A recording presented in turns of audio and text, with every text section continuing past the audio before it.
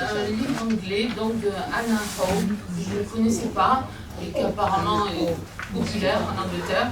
Page 8, nos héritages. Alors, c'est... pour entrer dans l'histoire s'il vous plaît, ça pourrait être la 10e saison de... 10e ou 15e saison de Downton Abbey. Donc, la phrase qui introduit le bouquin, c'est « Il n'y a rien qui soit comparable à un manoir de campagne anglais nulle part au monde. » Effectivement, on est dans Sussex, dans un magnifique manoir datant du XVIIIe siècle. Et Philippe Bou, qui est richissime, vient de mourir. Donc la famille se retrouve pour ses obsèques. Et évidemment, le problème d'héritage, c'est le titre du livre, le problème d'héritage se pose pour les 3 enfants. Et la loi anglaise donne, en fait, la succession va directement à l'aîné, c'est une femme, pour le coup.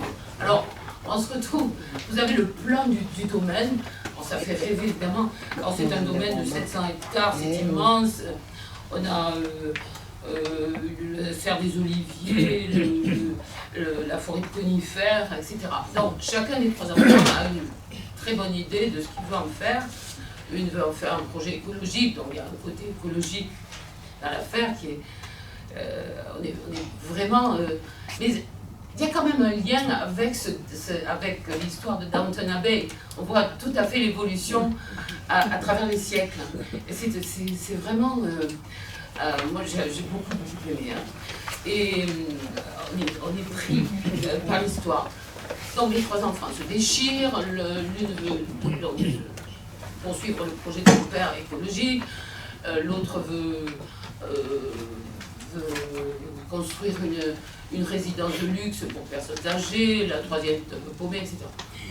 Le père, lui, donc, est venu mourir dans son manoir, et c'était un type volage qui était parti quelques années à New York avec sa maîtresse.